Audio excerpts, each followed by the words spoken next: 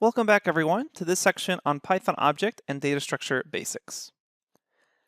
So in this section of the course, we're going to start off by discussing basic data types. And these are your basic building blocks of code when constructing larger pieces of code. And we're going to quickly discuss all the possible data types that we're going to talk about in this section, and then we'll have lectures that go into a lot more detail about each one. So don't worry about memorizing all the information shown here. This is more just a quick overview, and there's going to be a lecture on each of these data types as we go on throughout this section. So the data types that we're going to be discussing are the following in this table. Here we have the name of the data type on that left-hand column, and then there's the type. So what that means is just Python has an internal keyword for this name, and you're not going to get the whole word integer, the whole word floating point. Instead, Python has kind of a shortened keyword. So that's the second column, such as int for integer, str for strings, etc. Then we have the description column, and that's just going to be what the actual description of the data type is. So let's quickly go through these. We start off with integers, and those are just basic whole numbers, such as 3, 300, 200. Then we have floating point numbers, and those are numbers of a decimal point, 2.3, 4.6, 100.0. And notice here that even if you have 100.0, that still counts as a floating point number. That's no longer an integer because it has a decimal point. Then after that, we have strings, and strings are an ordered sequence of characters. You can think of these as just kind of words, but you should also note they can be numbers as well as foreign characters inside of a string. The main thing that denotes a string is that it either has double quotes or single quotes. Here we can see we have hello in double quotes, Sammy in single quotes. We have the digits of 2000 inside double quotes. That makes it a string. It's no longer just an integer because it has double quotes around it. And then you can also see we have some Japanese characters inside double quotes. Then we come to data structures, and data structures are a little more specialized than basic data types and data objects because they can actually hold data objects in some sort of sequence or in some sort of mapping. So here we have lists, and these are an ordered sequence of objects. Here we can see that we've been able to use square brackets and commas to have a sequence of other objects, such as the number 10, the string hello, and then the number 200.3. Dictionaries are another data structure that can store other data types, except in this case, instead of having an ordered sequence, they have unordered key value pairs. And we'll be discussing in a lot more detail how dictionaries work, but here we can see that we have a key, then a colon, and then a value, and it's denoted by curly braces as far as if it's a dictionary instead of just being a normal list, which has square brackets. But then we can have something like name, and then colon, and then the value of that name is Frankie. Again, we'll be discussing dictionaries in a lot more detail. After dictionaries, we have tuples. Sometimes they're also called tuples. And these are ordered immutable sequences of objects. They look a lot like lists, except they have parentheses, and they're immutable, meaning you cannot change an object that's already in that sequence. So we'll be discussing what immutable means in a lot more detail when discussing tuples. Then we have sets, which are an unordered collection of unique objects. And again, we'll talk about that in a lot more detail. They're a little similar to a dictionary, but they don't have key value pairs. Instead, they're just unique objects in some unordered collection. So you don't have that colon key value pair. Again, we'll discuss it in more detail later on. Then finally, we'll talk about booleans, which are just logical values indicating true or false. Notice how we have capital T and capital F. That sort of syntax is necessary for Python. So those are all the basic data types. Again, don't worry if you didn't understand any of this or didn't want to memorize any of this. We're going to have a lecture on basically each of these topics in a lot more detail and show you how you can use them to write your own code. Okay, let's get started. I'll see you at the next lecture.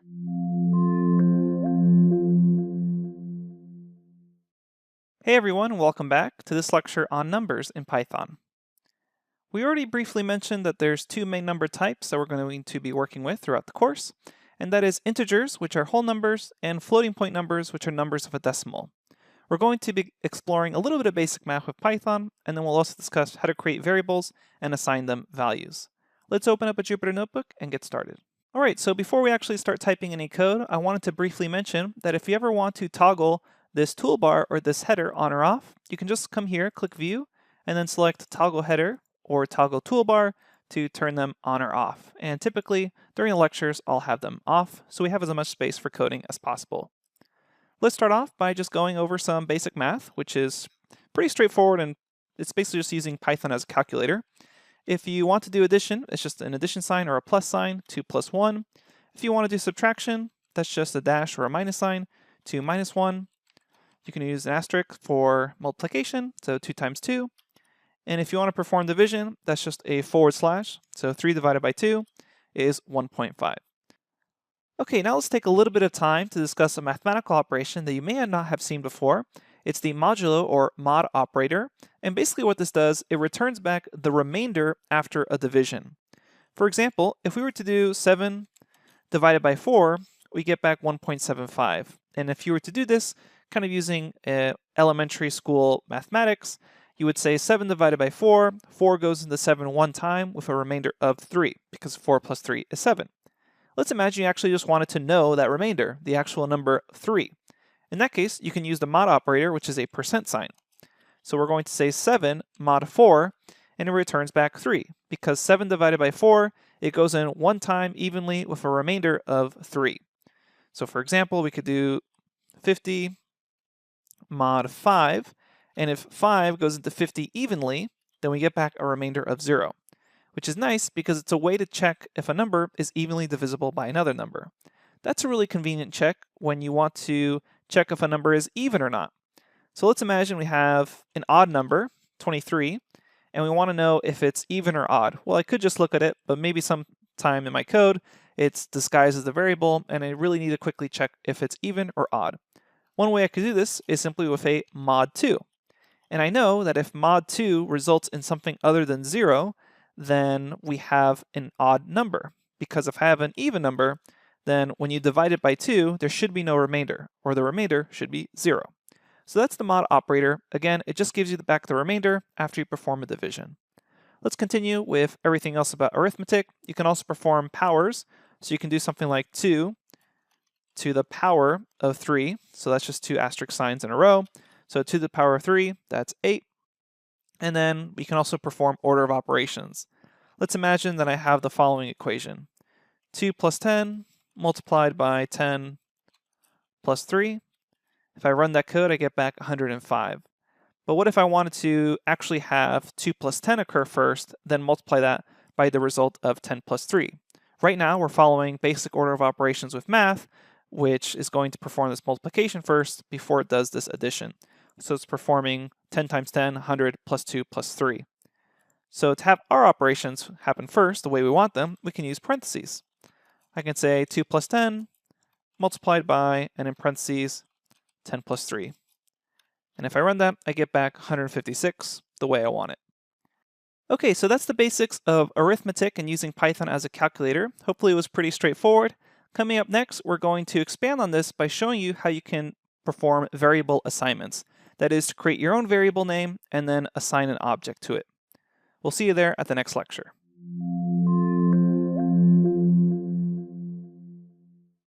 Welcome back, everybody. In this lecture, we're going to be discussing variable assignments. Now, we just saw how to work with numbers, but what do these numbers actually represent? We had integers and floating point numbers, but we don't actually have a variable name assigned to them. So it'd be nice if we can assign these particular data types a variable name to easily reference them later on in our code. For example, I could say a variable name my_dogs is equal to 2 because I have 2 dogs. Now there are a couple of rules for choosing a variable name in Python, and these rules are that names cannot start with a number. There can also be no spaces in the variable name, so you should use an underscore instead. And you also can't have any of these symbols in a name. And if you accidentally forget this list of symbols, if you were to type one of these symbols out in a variable name, Python would quickly complain and you'd have an error. So you don't need to worry about memorizing all these. You'd get the error as you're typing along. A few more rules about variable names. It's generally considered best practice, according to PEP 8, that names are lowercase. Now there are situations when you become a more advanced programmer where you're going to want to have kind of global variable names in all caps that are used throughout your code. But right now, in general, we'll want to keep all our names lowercase. And we'll also want to avoid words that have a special meaning in Python. And these are built-in keywords like list or str for string. You may be wondering, well, how the heck am I supposed to know what are the special built-in keywords? Luckily, any development environment that's designed to work with Python will have syntax highlighting that will alert you that you're using a built-in keyword by highlighting it a different color. And we'll see an example of that in just a little bit. Before we actually jump to the Jupyter Notebook though, I want to mention that Python uses dynamic typing. And this means you can reassign variables to different data types. And this makes Python very flexible in assigning data types, and that's actually different than many other programming languages that are statically typed. So let me show you an example of what I mean by this. In Python, something like this is totally okay. Here I've assigned my dog's variable name equal to 2, and then later on in my code, I went ahead and reassigned the same variable name, my dog's, to a completely different data type, a list, Sammy and Frankie. Now that's totally okay in Python, but in other languages that would produce an error, and that's because these other languages are statically typed, meaning in the other language, such as C++, you'd have to say int for integer and then say my dog is equal to whatever integer value you want, such as 1. And then later on in your code, you would not be able to assign it a different data type. You would not be able to say my dog is equal to Sammy because that's no longer an integer, and that would result in an error. So there are some pros and cons to dynamic typing in Python. The pros is that not having to write out the actual data type saves you a lot of time and makes it really easy to quickly produce Python code. And it also makes your code very readable because you're just reading that variable name. Now, this is kind of a double-edged sword here because the cons is that this may result in bugs for unexpected data type. Because you're not having these restrictions of data types, especially when you're dealing with user input, you may have unexpected data types show up, and that can cause problems later on in your operations. So you should be aware of the data types as you're coding, and you can use the special type function that's built into Python to quickly check the type of any variable. And we'll show you how to use that in just a little bit. All right, let's explore all these concepts by jumping to a Jupyter Notebook. Okay, now that we've seen how to use numbers in Python as a calculator, let's see how we can assign names and create variables. We're first going to create a very simple variable called a and set it equal to 5. And now that I've run that, anywhere in my code, when I call a, it's now assigned the variable 5. And I can reassign it simply by saying a is then equal to something else like 10. And now if I check a, it has 10 there. And I can also add now objects together. I could say a plus a, and that's going to result in 20 because 10 plus 10 is equal to 20. And Python also allows you to do reassignments with a reference to the same object. Let me show you what I mean by that. I could say a, which is still equal to 10. I could reassign it to be, say something like a is equal to a plus a. So what that is saying is take the current value of a, which is 10, and reassign it to a plus a. So that's 10 plus 10. So after I run this, a is now going to be equal to 20. And keep in mind, if I were to run this cell a second time, so notice the in operator here, it's going to go from 40 to 42. If I run a again, it's 40 now. And you can keep doing this again and again, and you'll keep seeing it essentially double each time. So keep that in mind. This is a little different than in a script environment. If you're running a .py script, you won't really see that effect because you'll just have that line once. In a cell environment, you'd have to run that cell over and over again. Okay, so let's imagine that we don't know what type is a. What you can do is use the built-in type function, so that's type, have open and close parentheses, and we'll learn how to create our own functions later on. But pass in the variable there, do Shift-Enter, and you'll get back Python's built-in keyword for what the type is. And in this case, it's int because it's an integer. Let's reassign it to be a floating point number. So we'll say 30.1. Let's check the type of that, type of a, and it returns back that float. So these are the same keywords that we saw when we discussed that table of basic data types. Now, as we previously mentioned, you want to avoid using built-in Python keywords as variable names. And the way you could know if that's happening or not is, let's say I wanted to start assigning int equal to 4. So notice what's happening here. I have syntax highlighting on int, and I didn't get that before with a. So that means that int here is a special built-in keyword, and you shouldn't use it for something like this. So if you ever see that your variable name is having some special highlighting that a normal variable name it doesn't have, then you should avoid using this. So definitely don't ever run that. And if you accidentally ran that as you were following along, or maybe you made some other reassignment mistake, you can always come here to kernel and select restart the kernel, and that will restart the kernel, and it will kind of delete all the variables. So all variables will be lost. So if you ever have some weird kind of error happening because you reassigned something like list or int, you can hit restart here. It will restart the kernel, and then you'll need to run these cells again if you ever want to define anything, because if we say a here, it'll say, hey, a is not defined, so you need to rerun these cells, and then you have 5 again. Okay, so last thing I want to note is a simple example where we use variable names. So I will say my income is equal to 100. And then in this cell, I will say my tax rate is, let's say I have a 10% tax rate, so 0.1, and I want to figure out what my total taxes paid are.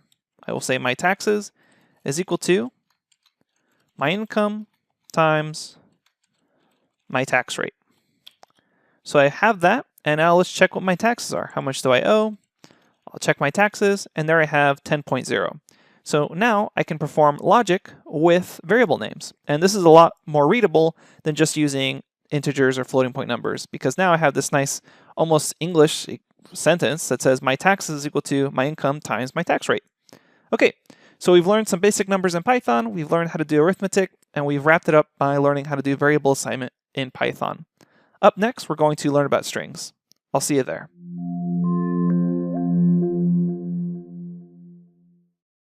Welcome back, everyone. In this lecture, we're going to be discussing strings. Strings are sequences of characters using the syntax of either single quotes or double quotes. Here we can see 3 examples. First, we have hello with single quotes, then hello with double quotes, and then what's nice about having both options of single quotes or double quotes, it means that if you have a single quote in your string that you want to keep and not have that end your actual string, you can wrap it in the other type of quote, such as double quotes or vice versa. So here we can see I don't do that, has a single quote in there, but we don't want that single quote to suddenly end the string, so we can wrap the whole thing in double quotes. And we'll see an example of that later on in the Jupyter Notebook. Now what's important to note here is that strings are ordered sequences, and that means we can use indexing or slicing to grab subsections of the string because we know each character has a specific position to be in. And indexing notation, it uses that square bracket notation after the string, or the name of the variable assigned to the string. And we're going to see lots of examples of indexing and slicing in just a little bit. So indexing is the term used when you want to grab a single character from the string. So the way this works is that every single character has an index position assigned to it. So you start at 0. That's another important note in Python, that indexing starts at 0. So H has the corresponding number of 0, E has the corresponding number of 1, L2, L3, O4. So if I wanted to grab the E, what I would use is inside the square brackets, I would pass in a 1 after the string, and then it would return back E. And we'll see examples of that later on. What's also interesting about Python is you can actually use reverse indexing. So maybe you wanted to grab the last letter of a string, but you didn't actually know how long the string was. All you knew was you wanted to grab the last letter. Well, luckily there's reverse indexing available to you, so you can go just grab -1, and it'll grab the last letter of the string regardless of how long that string actually is. Slicing allows you to grab a subsection of multiple characters, otherwise known as a slice of the string. And this has slightly different syntax. Again, it's going to be in square brackets, but because we're grabbing a subsection, we're going to be able to define 3 parts of this. We're going to be able to say start, stop, and step. So again, this goes in square brackets with a colon separating each of these 3 terms. Start is going to be the numerical index of the slice start. Stop is going to be the index you will go up to, but not include. So that's an important note there, and we're going to really focus on that in the examples we'll see in just a bit. And then step is the size of the jump you take from start to stop. Okay, so let's explore all these concepts. They're going to make a lot more sense when we actually see the code examples. Let's hop over to a notebook. Okay, let's quickly show a couple of examples of a string. Again, we can use single quotes, hello, or we can use double quotes. So here I say double quotes with world. You can also have an entire phrase, doesn't need to just be one word. So we can say this is also a string. So we have a whole phrase there, and the white spaces count as characters inside of this string. Now, something we should note here is that we can mix single quotes and double quotes. So if I'm going to say something like, for instance, I'm going on a run. So note what's happening here. Because I'm using single quotes on the outside, only part of this is getting highlighted with the syntax. So this is going to confuse Python because it thinks that you're trying to end the string here, when really I'm trying to end the string here. So if I try to run the cell, it'll say an error here, invalid syntax. What I really want to do is wrap this in double quotes, and that way I won't have an error when I have this single quote in here. So then when I run this, Python has no problem. It says, okay, I get what you're trying to do here, trying to have a single quote there stay, and that's actually not part of the definition of the string. So now let's discuss actually printing out a string. So far, we're actually just asking the string to be returned. And that's the reason we see in and out with these cells. And that's also the reason we actually see the quotes in the output below the cell. But we can use the print function to actually print out a string. So we're going to say print hello. And if we run this, note what we actually get back. We no longer see the out in the cell, and instead we no longer see the quotes themselves. We're actually just printing out the actual string. And the reason this is important is because let's imagine I wanted to say hello world 1, and then I also wanted to say hello world 2. If I were to run this, what ends up happening is I only get back that last string. In order to see everything, I actually have to print out the results. So I will say print, and wrap this in parentheses, print hello world 1, then I'll say print, and then say hello world 2. And then when I run this, I get to see both strings printed out. So I no longer see that output, I'm actually just printing the results. Now something else I want to mention is that there's actually escape sequences, and escape sequences allow you to kind of have special commands inside of your string. So let's just go ahead and say print hello world, and if I run this, I see hello world printed on one line. But I can actually add an escape sequence, so it's going to be a \n, and what this does is it basically tells Python, hey, this n right here, that's no longer the character n. I actually want you to, because of this backslash, treat this as a new line. So if that escape character there, it's going to say print hello, space, then a new line, and then space world. So that's what we see here, hello, space, and world. If I wanted world to be lined up with hello, I could actually just touch it like this, run that, and then I see hello world. And Python knows not to include this letter n there because it's essentially attached to that backslash. So another popular escape sequence is T for tab, and if I run that, I get back hello, tab, so 4 spaces, world. And we'll be talking a lot more about this when we discuss print formatting coming up next. For now, another built-in function that I want to show you is the len function, or the length function. So this allows you to check the length of the string. So I can say hello, and if I run this, I get back length of 5 because there's 5 characters in that string. If there happens to be a space in the string, so I will say I am hungry. Let's make it more obvious. We'll just say I am. And we run this. Here we can see there's 4. So we have I space am, so that counts as a length of 4 characters in the string. All right, we'll stop it here for now, and in the very next lecture, we'll pick up right where we left off, discussing string indexing and string slicing. I'll see you there.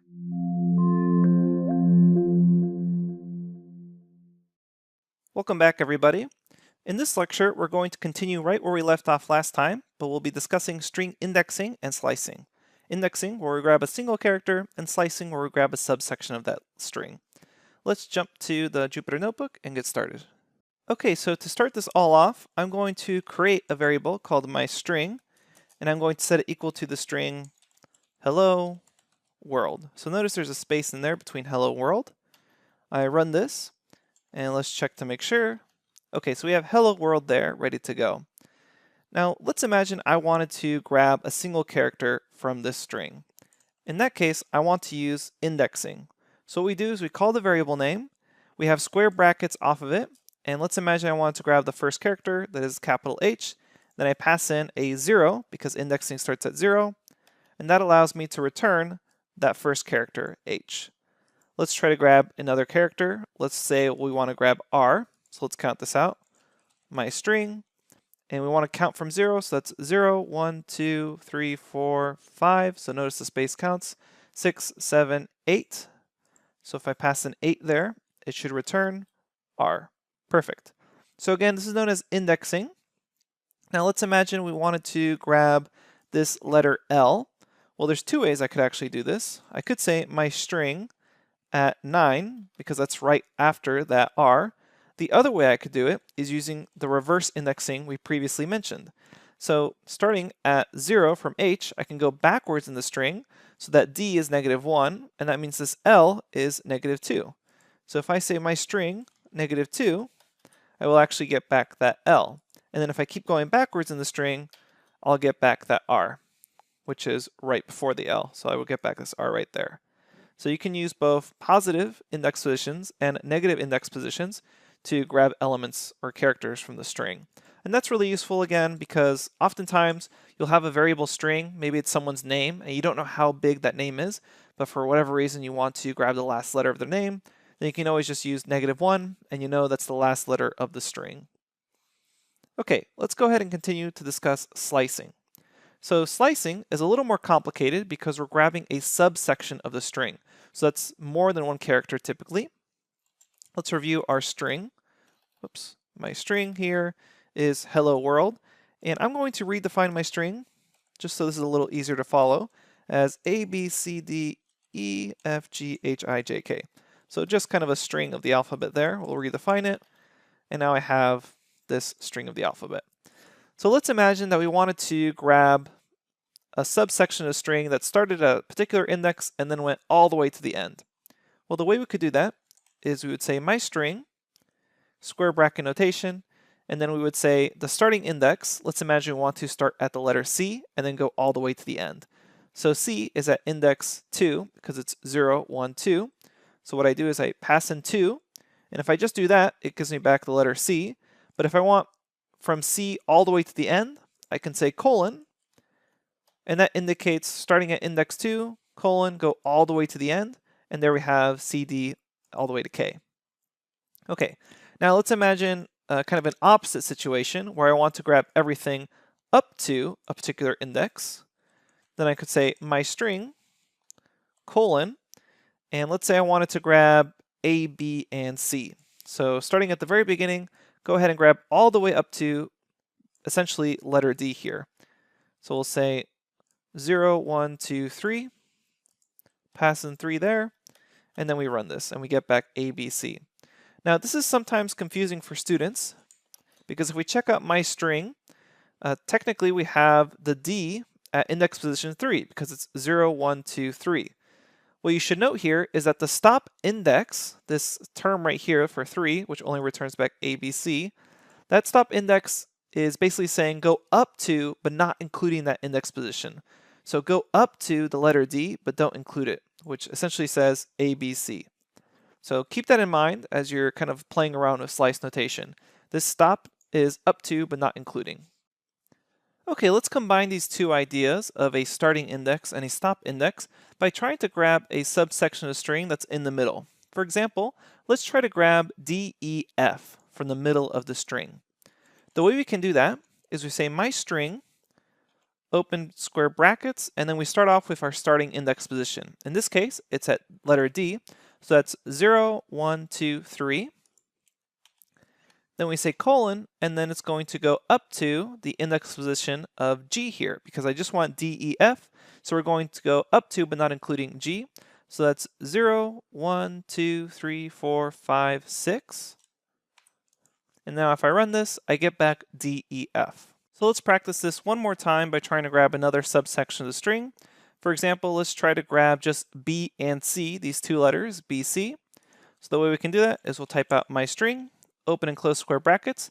Our starting index position is at 0, 1 for B, colon, and then it looks like we want to go up to, but not including D, so that's 0, 1, 2, 3. We'll run this, and there we have BC.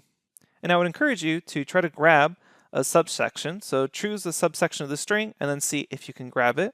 You can go ahead and pause the video and try that out. Okay, to end our discussion, let's quickly discuss step size. Let's imagine that I wanted to grab everything from the beginning of the string all the way to the end. Well, technically, that's just the string itself, but I could also use colon notation for this. I could say colon colon, and that basically says from all the way to the beginning, go all the way to the end. Now, you don't often see this because you might as well just call the string itself, but this is technically valid syntax. The reason you might see something like this is if someone wanted to specify the third parameter, and that is the step size. So right now we're saying go all the way from the beginning to the end in a step size of 1. A, B, C, D, E, F, G. So that's the default step size of 1.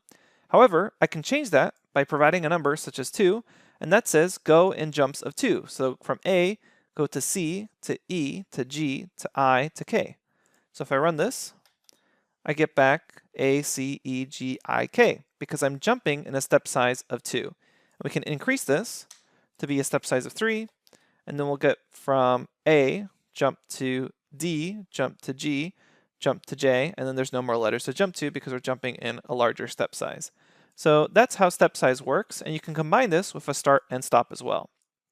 So we could say something like starting from index 2, go up to but not including index 7 and a step size of 2, and we get back C, E, G. So C, then jump to E, then jump to G. So notice how this all works in combination. You have a start, a stop, and then a step size. Something that you may commonly see is using a clever step size trick to reverse a string.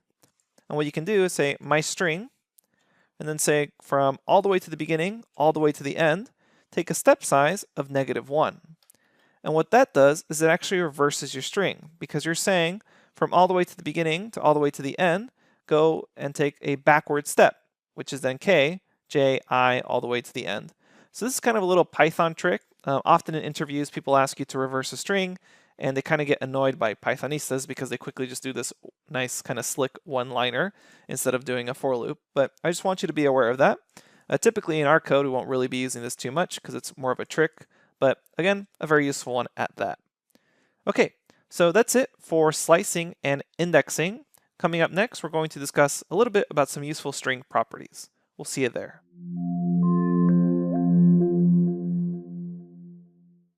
Welcome back, everyone. In this lecture, we're going to finish off our discussion about strings by talking about string properties and string methods.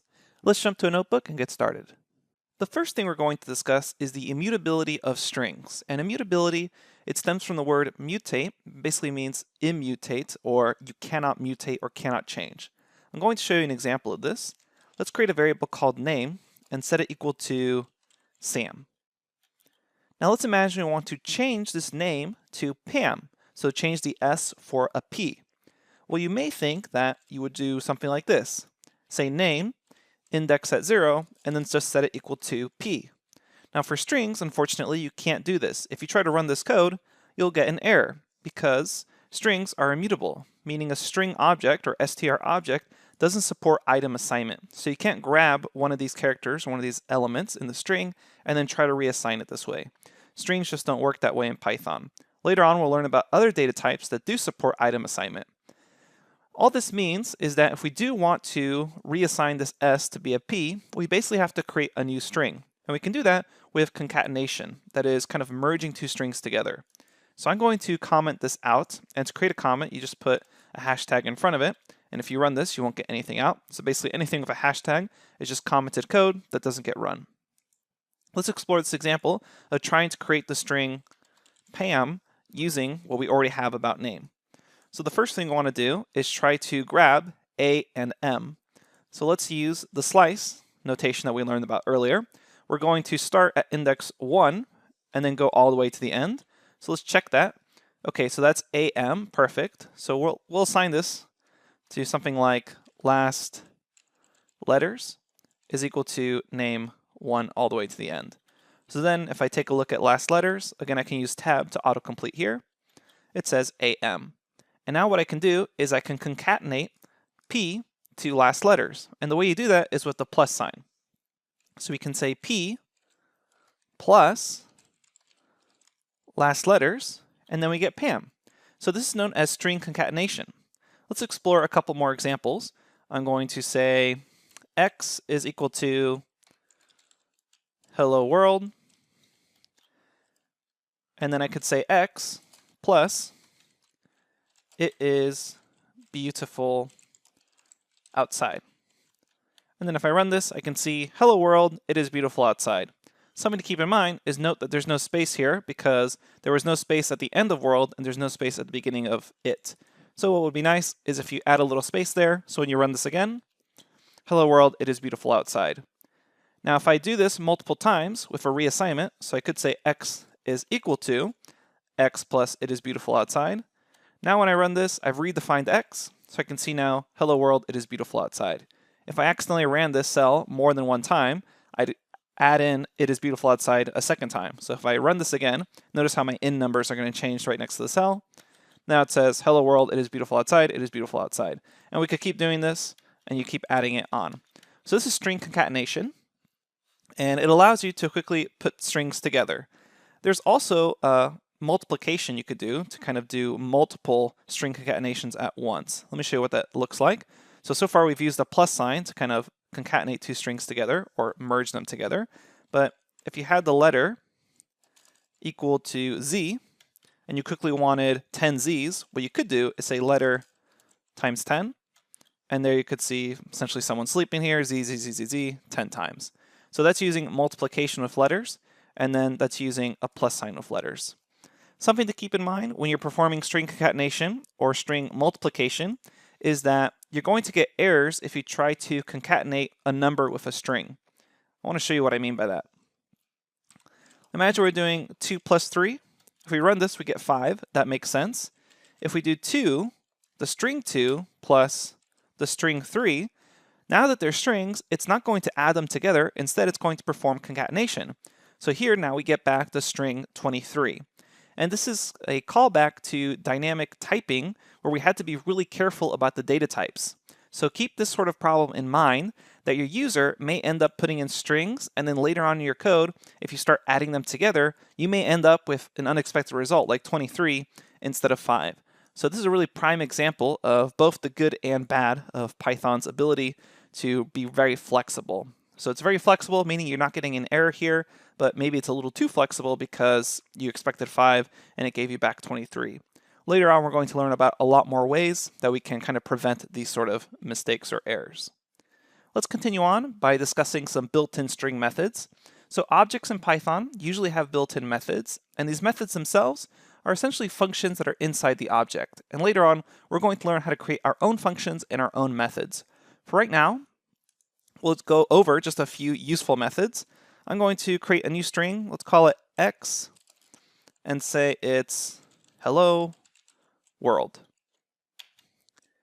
And if I hit x dot and then hit tab, I should see this list pop out in the Jupyter notebook. And this is a list of all the attributes and methods that are available on this string object.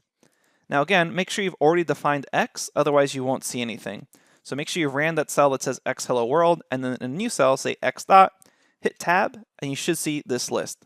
So as you can see, there's tons of methods here, and we're not going to go over all of them right now. We're just going to go over the most useful ones that you'll be using later on in this course. So to quickly uppercase everything in a string, you can say dot upper, open and close parentheses, and it will uppercase everything in the string.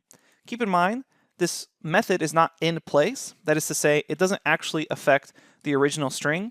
If you did want it to affect the original string, you'd have to reassign it. You'd have to do something like x is equal to the upper version case of x. So keep that in mind. I'm not going to run that right now because I want the original x string. And if you accidentally did a reassignment, you can always just say x is equal to hello world again. All right, so we have the upper method. Something that's really common for beginners as a mistake to make is that they accidentally just do upper and they forget those open and close parentheses. And if you run this, it'll just say, hey, this is a function string.upper. And basically what Python is saying is, oh, you haven't actually executed this method or function yet. Instead, you just asked me what it was. So when you call it without open and close parentheses and you get something that looks like this back, it means that you haven't actually executed that method or function to occur. Instead, you just kind of asked Python, hey, what is this? So because there's an upper method, there's also a lower method, which is going to lowercase every letter. Notice here now H and W are lowercased. Then there's also the split method, and the split method allows you to quickly create a list off of a string. So here we can say we have hello and world. Now we haven't really discussed lists yet, so they are coming up. So all I want you to think about right now is that if I use .split, it will split a string based on the white space or based on the letter you pass in. So let me show you what I mean by that. So I will say x is equal to, hi, this is a string. Run that.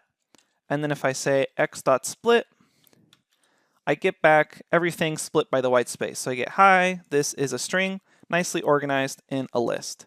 However, I could pass in any sequence of characters that I want to split on. So by default, split will split on the white space, but I could actually split it on any letter I want. So now it's going to split on the i's. So if I run this, we should get an interesting result.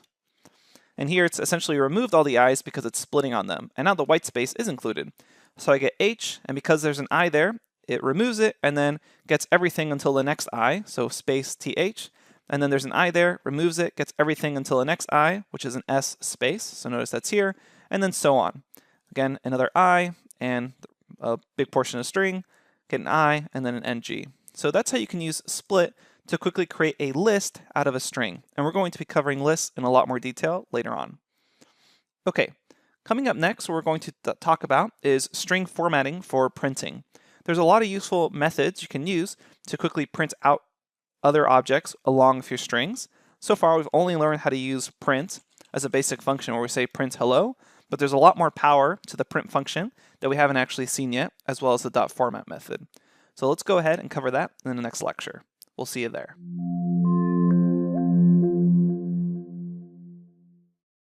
Welcome back, everyone. Let's now discuss string formatting for printing. Often, you're going to want to be able to inject a variable into your string for printing. So we already learned about concatenation. For example, you may have a variable called myname equal to Jose, and you want to print the phrase, hello, Jose. So what you may end up doing is say print, and then inside of that print function you say hello, and concatenate it with the myname variable. Now there's actually multiple ways to format strings for printing variables in them, so you don't have to constantly be using this concatenation or plus sign. And this, in general, is known as string interpolation, which is basically just a really fancy way of saying stick a variable into a string. So we're going to explore two methods for doing this. One is the .format method, and the other one is the fstrings method, which stands for formatted string literals. And this is a newer method for some newer versions of Python 3. I personally prefer the .format method, but let's go ahead and show you both of them, and you can decide which is more your style. Let's get started. Okay, let's begin by discussing the .format method. And the basic syntax for this is you're going to have your string defined, and then inside of your string, you're going to have special curly braces as placeholders for the variables you're going to insert. And then right after the string, you call .format, and then inside of this, you're going to call the strings or variables that you want to insert into your string. Let's walk through lots of examples here. We're going to start with the most basic example, which is just saying this is a string, going to set open and close curly braces there, and right after the string, we're going to call .format. So notice how the dot is touching the string there, and then whatever string you want to insert. So to make it really obvious, I'm going to go put in all caps inserted. Run this, and now I see this is a string inserted. So what the .format method has done is it's grabbed this string and inserted it where it saw those curly braces. So there's several advantages here, and we're going to go through all of them. One advantage is that strings can actually be inserted by index position. Let's imagine that we want to insert many things. We're going to say the curly braces, curly braces, curly braces, then say .format, and say the fox, brown, quick. Now what happens is basically .format is going to insert these strings in the same order you supplied them and into these curly braces. So right now we have the fox, brown, quick. What would be nice is if we actually have this make grammatical sense, which is going to be the quick brown fox. What we can do is based off the index position inside of this format call, I can supply those numbers in the order I want. So the very first word I want is actually quick. So this is at index position 2 because it's 0, 1, 2. So I'm going to say, okay, 2 goes first here. And then the next word I want is going to be brown. So that's at position 1, so 0, 1. And then the first word, fox, at index 0 here, is going to be the last one I want. And then when I run this, I get back the quick brown fox. What's also really nice is I can actually repeat these. So if I wanted to say the fox, fox, fox, I could just say the 0, 0, 0 here, run this, and now I have the fox, fox, fox. So I can play around with this in case I ever want to work based off of index position. Now what's also nice is that not only can I call things off the index position, I can also assign them keywords and then just call the keywords. Because here, as I'm working with this, there's no real indication that 0 is fox. Instead, I have to look over here and say, okay, what was the first word? What I can do is assign them keywords. So let's do this. We're going to say the curly braces, curly braces, curly braces, say dot format. And then inside of the dot format call, I'm going to say f is equal to the string fox. So you can kind of think of this as a variable assignment. And then we'll say b is equal to brown. And we'll say q is equal to quick. And then I can use these variable names here, f, b, and q, to insert them. So it's basically using these keywords as variable names here and inserting them that way. So inside of this, I'm going to say the q, b, f. And then when I run this, I get back the quick brown fox. And this is even nicer than previously because it's a little more readable to someone using it like, oh, okay, Q stands for quick, instead of having to look back and ask yourself, okay, well, what was index position 2? And then coming over here to format. So this is able to use these keywords, and I actually really prefer it this way myself. And what's also really nice about this, if again, for some reason you wanted to say the fox, fox, fox, you could just type in F here into each of these braces, and you would get back the fox, fox, fox. So again, using keywords, you can use repetition easily.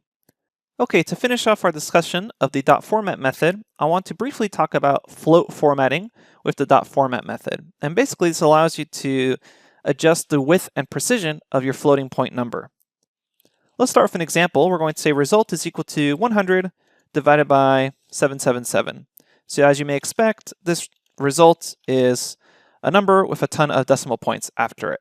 What we can do is we can actually, when we're printing this out, change the level of precision we want and even change the width of the number itself. So we're going to start off by saying print. The result was, and then open and close curly braces, say dot format, and then here we'll say result. Run this, and we see the result was, and it's basically this kind of large precision number. What I can also do is say r is equal to result, and then pass in an r inside these curly braces, and I get back the same result. So the way the formatting works for float formatting, as far as the dot format method, is you pass in the value that you're referring to. So in that case, it's r here. That's the actual value name. Then you write a colon, and then you write in the width value you want, dot, and then the precision value you want, and then an f. And often what you're really going to care about is the actual precision. The width just allows you to kind of add in some white space if you have a really large width value. So let's do the following. We're going to say value, so that's r colon. We're going to set our width just equal to 1, then a dot, and then the level of precision we want. So this is mainly what you're going to be playing around with, this precision value. Let's imagine I only want 3 places past the decimal point. So I want 1, 2, and then 9, because 8's going to be rounded up to 9 due to the 7 right next to it. Then I would say 1.3 f. I run this, and I get back 0.129. Now, if I play around with this width value and make it really large, what ends up happening is you end up adding white space. And the reason for that is because the width basically describes how long or how wide you want this entire string number to be. That's not terribly useful because you end up writing a ton of white space, but there may be certain situations where you kind of want to edit that. So it is available to here, but often what you're going to be playing around with is really the precision here. So we can make this 5, and here we can see now we're taking up less of the total width because with white space, because we have more numbers past the decimal point. And you can just generally keep it as 1, but let's go ahead and show you another example. We're going to say result is equal to, let's say 104.12345. Run that, and we can see here that even with 1 on the other side of the decimal point, that's essentially just the same thing, and we can edit around and play with this floating point value. Okay, so that's float formatting with the dot format method. Again, it's the value, your width, and really your precision followed by f. And you can check out the notebook for a lot more examples on this. Finally, what we're going to talk about is f-strings, and these are formatted string literals. These were introduced in Python 3.6, so they're still very new. And they offer several benefits over this older .format method. I generally prefer the .format method, but a lot of people prefer this string literal method, especially if they're coming in from other languages. And what it allows you to do is basically skip this step of using .format and instead write result, or whatever variable name you want, directly inside the string. So the way we do that is the following method. I'm going to create a couple new cells here. I'm going to say name is equal to Jose, run that, and then typically what I would have to do is say, hello, his name is, and then I would say .format name. I run this and it says, hello, his name is Jose. What you can do is replace the .format call by just typing an F in front of the string here, and then you can pass in name directly into the string itself. And if you run this, you get back the same result. So this is called f-strings, or formatted string literals, and this is new with Python 3.6. And a lot of people have been requesting this feature for a long time because it's quite common in other languages. Again, because I'm a little more old school, I got really used to this format method, which is why I like it so much. But if you're coming in from other languages, I would definitely suggest you check out the f-strings. A lot of people think it's a huge improvement over the previous method, and you can see why. It's actually really convenient to just be able to write that variable name directly inside these curly braces.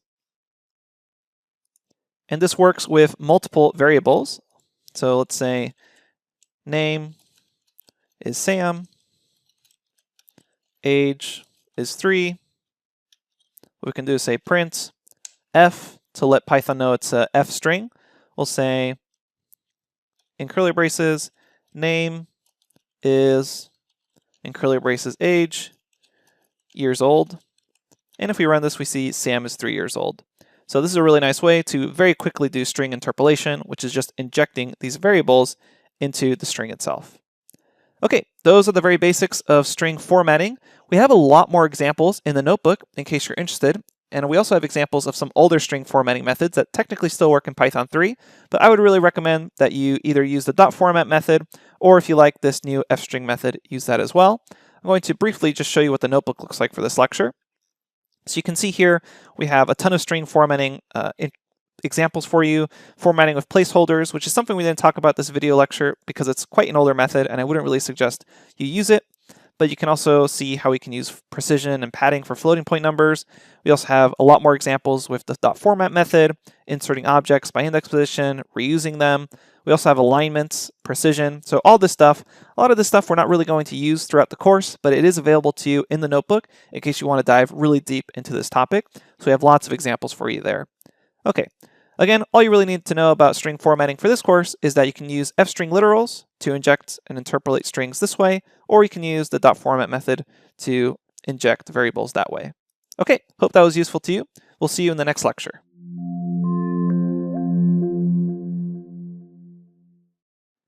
Welcome back, everyone. Now let's begin discussing lists in Python. Lists are ordered sequences that can hold a variety of object types, and they use square brackets and commas to separate the objects in the list. For example, here we can see a list of numbers 1, 2, 3, 4, 5. And lists, just like strings, support indexing and slicing. And lists can also be nested and have a variety of useful methods that can be called off of them. Let's explore all these concepts in a Jupyter Notebook. Let's begin by defining a variable called myList, and we'll set it equal to the numbers 1, 2, 3. So here we can see that a list is defined by these square brackets, and then we have every object type separated by a comma. We just created a list of integers, but we could have also created a list of mixed object types. So the first one could have been a string, the second one could have been a number or a floating point, and this list has no problem. So we can see Python lists are very flexible in the data types they can hold. And if we ever want to check the length of a list, just like we could check the length of a string, we just use the len function that's built into Python and then pass in myList, and it returns back how many elements or items are in that list. So here we have 3 items, string 123.2. Now, just like a string, because a list is an ordered sequence of elements, we can use indexing and slicing. And this works just like a string. So let's show you what I mean by that. I'll say myList is equal to, let's say 1, 2, 3, run that. And then if I wanted to grab the element at index 0, so that's the very first element, I would just say mylist 0, run that, and I get back 1. And if I wanted to grab everything starting at index 1 all the way to the end, well, it's just like string indexing and string slicing. I would say, hey, start at index 1, colon, go all the way to the end, and then we have 2 and 3. So this slicing and indexing works just like a string. And you can also concatenate lists together. So let's see this right here. I have my list right now, which is 1, 2, 3.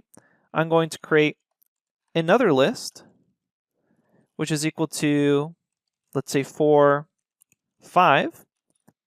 And I can say my list plus another list, and it will concatenate to a new list, 1, 2, 3, 4, 5. Notice here, I'm not actually saving this result. So if I were to call back my list or another list, I can use tab autocomplete here. I still have those two separate lists. If I actually want to save this, I need to assign it to something. So we can say new list is equal to my list plus another list. And then if I check out new list, now it's 1, 2, 3, 4, 5. Okay, so those are the basics of lists. So notice right here we have the indexing, slicing, and concatenation. Should feel pretty similar to a string, except what's different than a string here is that we can actually mutate or change around the list. Remember back when we were trying to change letters around in a string, it wouldn't let us. A list has no problem in that manner. So if I check out my new list, it's 1, 2, 3, 4, 5. Let's go ahead and change one of these elements. Let's change 1 to be in all caps. What I could do is say new list at position 0 is now equal to 1 in all caps. Now let's make it really obvious that we're changing it. So I'm going to say 1 all caps. And now if I take a look at my new list, I have 1 all caps, 2, 3, 4, 5. So that's a way you can actually mutate or change the elements that are already in a list. And that's something that differentiates it from a string, besides the fact that it's also holding different element types in braces and commas. So again, strings, you can change them and affect elements inside of them. Another common operation that you may want to perform is to add an element to the very end of a list. And the way we can do that is we say new list dot and hit tab here, and you should see all the various methods that are available to you in a list. The one we're going to show here is the append method. An append allows you to append a new item to the end of a list. So we'll say append 6. And after running this, what we're going to see is that if I check out my new list, I have 1 all caps, 2, 3, 4, 5, and I have 6 now. So notice how append does actually affect the list, and we call this affecting it in place because it permanently changes that new list to have an element at the end of this. So this is known as append, and again, it allows you to place any item at the end of a list. Let's try it one more time. We'll say new list, append, let's say 7, run that, and let's check our new list, and I can see 1 all caps, 2, 3, 4, 5, 6, and then 7. Just because I'm very zoomed in here, it's kind of cutting it off, but if you were to zoom out, you'd start seeing it in a more normal fashion. All right, so we know how to add things onto a list. Let's talk about removing items from a list. To do that, we can use the pop method. So pop is actually going to pop off an item from the end of a list.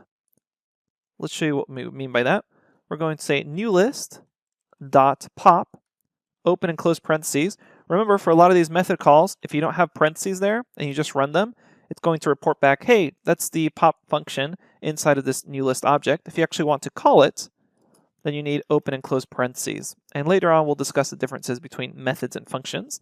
You've probably heard me use those terms a little bit interchangeably right now. We'll go into a lot more detail about them later on. But right now, we saw that we said new list.pop, and it's popped off the 7, and it's actually returned it as well. And if we take a look at what new list is now, it no longer has the string 7 in it. Now it just goes up to the string 6. So let's actually save the result of a pop.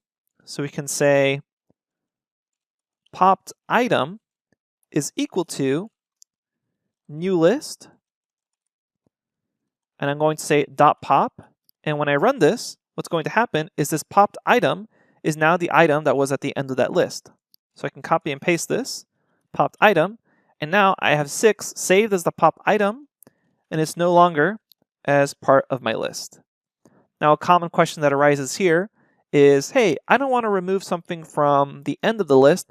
I want to remove it at a specific index. For instance, I want to remove the one all caps at index 0. Well, it's actually no problem. You can pass in an index position into the pop. We can say new list dot pop and then just pass in the index position of what you want to remove. We can see here that one all caps is at index position 0. So let's pass in 0 there, run it, and we can see that we've popped off one all caps. And if we see new list now, we have 2, 3, 4, 5. So again, pop basically removes items from the list at whatever index location you provide. By default, the index location is -1, the very end of a list. So reverse indexing also works with a list, just like it worked with a string. A few more methods that I want to discuss besides pop and append, which are going to be really common methods you're using, is sort and reverse. So to do this, I'm going to create a new list. Let's zoom in here. Or I'll redefine new list. And I'm going to redefine new list to be a couple of letters here, but we're going to have them sorted out of alphabetical order. There we go. And we'll also make a numbers list. So we'll say numList is equal to, and let's make this just a bunch of numbers out of order as well. Okay, so we have 2 lists. If we ever want to sort these lists, what we can do is call the sort method off of them. We can say new list, sort, and you can use tab autocomplete to do this, open and close parentheses, and this is actually kind of a special in-place method because it doesn't actually return anything. Instead, what it's doing is it's going to sort new list in place, meaning that it doesn't return anything. Instead, when you call back new list again, it's now sorted in alphabetical order, A, B, C, E, X. And that's an important distinction to make because a lot of times beginners will do something like this. They'll say, oh, my sorted list is equal to new list.sort. But what's going to happen here is because new list.sort occurs in place, it doesn't actually return anything for you to assign. So when you call my sorted list, you get back nothing or none. And you can actually check the type of this, and it's going to say that it's a none type. And what none type is the type for a none object. So there's actually a special object in Python called none. Notice the capital N there. And this is just something you can use to indicate no value. And a lot of times people hold it as a placeholder, but really what it is, it's the return value of a function or a method that doesn't actually return anything. So it's a common default return value for functions that maybe search for something and may or may not find it, for example. So that's an important distinction to note here, that when you're using this .sort method, it's actually occurring in place, so you're not going to be able to reassign the result to something else. Instead, if you did want to do that, what you'd have to do is say new list .sort and then say my sorted list is equal to new list. And then when you run that, you can have my sorted list. I'm using tab autocomplete there, and you'd get back your sorted list. So let's try that num list again. So right now num list is unsorted. If I call the sort method off of it, and I check num list again, now it's sorted. All right, let's also discuss the reverse method off a list. As you may have expected, it's going to reverse everything in your list.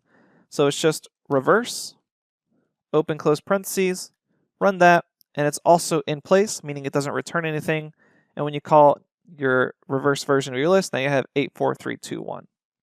All right, that's really the basics of lists. And the most important methods to understand are the append method and the pop method, as well as the sort and reverse method. And just like strings, we're able to perform indexing and slicing. So if we come back up here, we're able to say indexing as well as slice notation like up here. So that works just like you would expect it to work as it did in strings. The only thing to note here is, unlike strings, we're able to do reassignments like we did up here with a list. Okay, that's the basics of a list. Coming up next, we're going to discuss dictionaries. I'll see you there.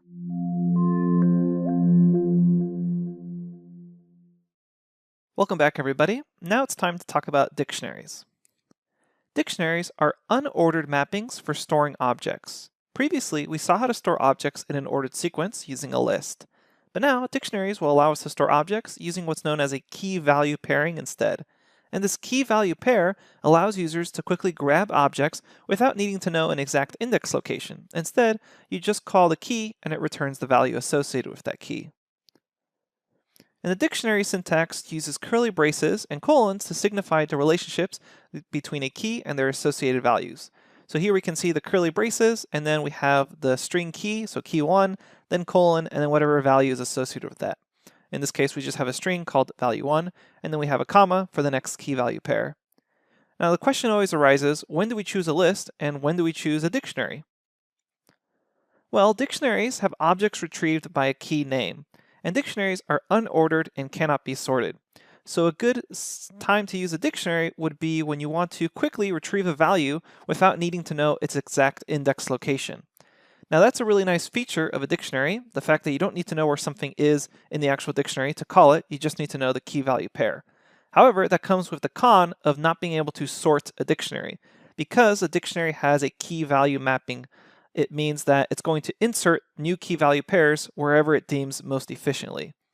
Lists, on the other hand, can retrieve objects based off locations. So that allows the actual list to be indexed, sliced, and then sorted.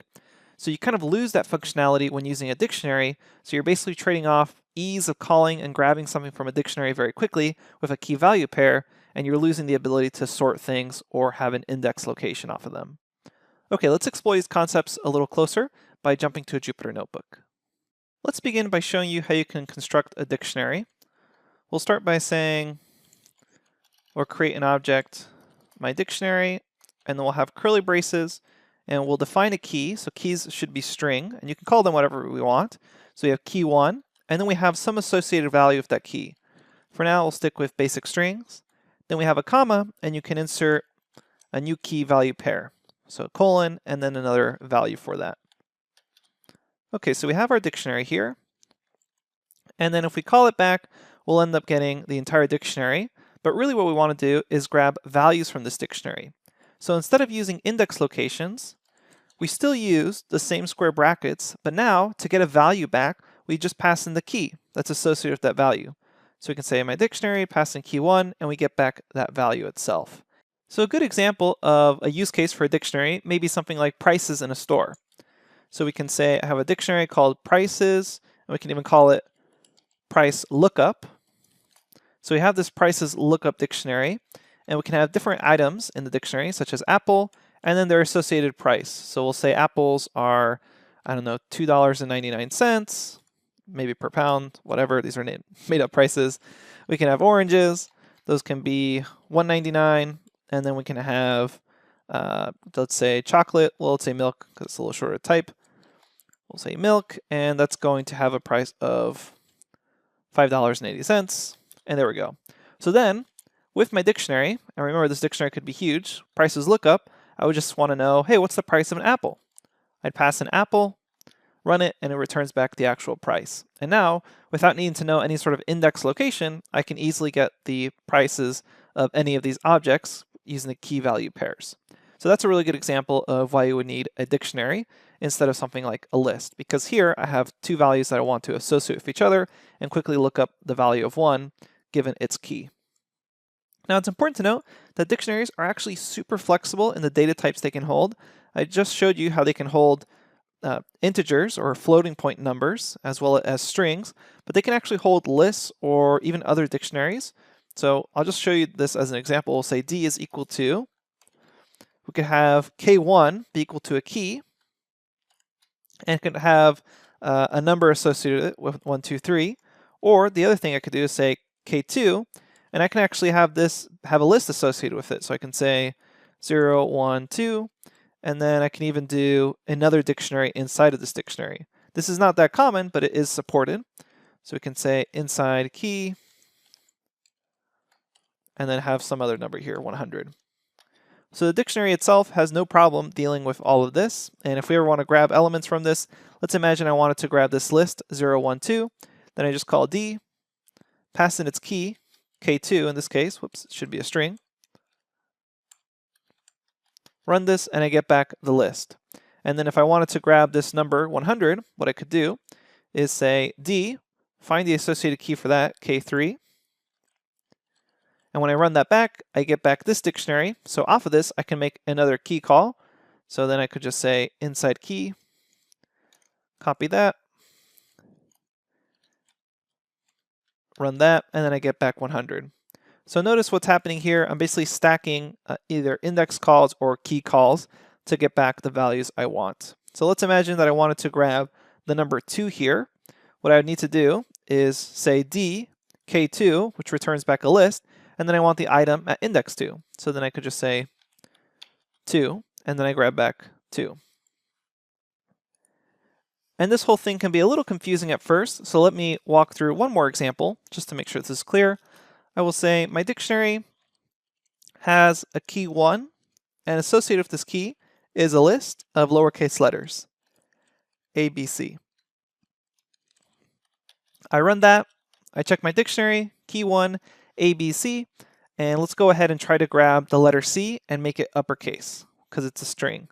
What I could do is, through various steps, do the following. I could say my list is equal to D at key 1, and then if I check my list, I have that, so then I could say letter is equal to my list at index location 2, and then if I check out my letter, I then just say letter, uppercase, and then I have capital C.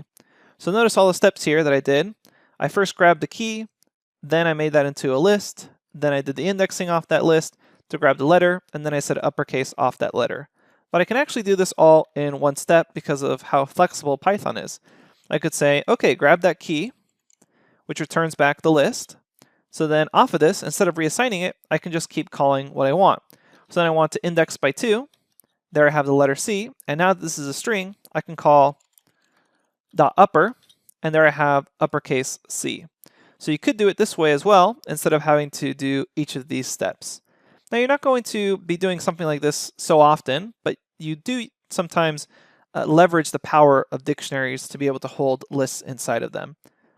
Okay, so I just want you to be aware of that you can kind of stack calls like that on a singular object. If we ever want to add new key value pairs to a dictionary, it's pretty straightforward. So let's make a new dictionary here. We're going to say K1 is 100, and we'll say K2 is 200. So here I have my dictionary, K1 and K2. Let's imagine that I wanted to add K3 is 300. All I need to do in that case is say D, assign a new key, so K3, and set that equal to 300. And then when I take a look at the dictionary, I now have K3 300. All right, so we just saw how we could add a new key value pair to the dictionary. We can also use the same method to easily overwrite an existing key value pair. We can say D of K1 and set that equal to some new value. So to make it really obvious, we'll just have a new string there, new value, and then if we call D, we see K1 now has that new value associated with it. Finally, I want to discuss just a few useful dictionary methods, and those are methods to grab all the keys, values, or items off a dictionary. So we have our dictionary right now, K1, K2, K3, new value 200, 300. I'm going to reassign it to be the old one. So let me copy this right here and say D is equal to that version of the dictionary. If I want to see all the keys of a dictionary, I can say D.keys, and that's going to return back all the actual keys. If I want the opposite and I want all the values, all I need to do is say D.values, and that returns back the values. And then if I want the actual pairings together, I can say D.items, open and close parentheses, run those together, and it returns back the pairing. So K1 goes with 100, K2 goes with 200, K3 goes with 300. And these, you'll notice, are actually in parentheses, and that means this is actually a tuple, which we're going to learn about very soon. Okay, that's really the basics of dictionaries. Let's do a very quick overview of what we just learned. Dictionaries, their main syntax is defined by curly braces. You have a string key, colon, and then a value. And Python's really flexible as far as what this value can be. It can be another string, another list, another dictionary, floating point numbers, integers, etc. And then you can have another key value pair, and you just separate these by commas. The keys themselves should always be strings. And then we can easily look things up by just a key lookup. Again, it uses that same bracket notation we saw earlier with indexing, except now instead of passing in an index position, you pass in the key itself. We also saw how we can call nested objects inside a dictionary by just basically piling on these key and method calls. Then after that, we saw how we could call the keys, the values, and the items off a dictionary. All right, that's the basics of dictionaries. We'll dive into more detailed aspects of dictionaries later on. We'll see you at the next lecture.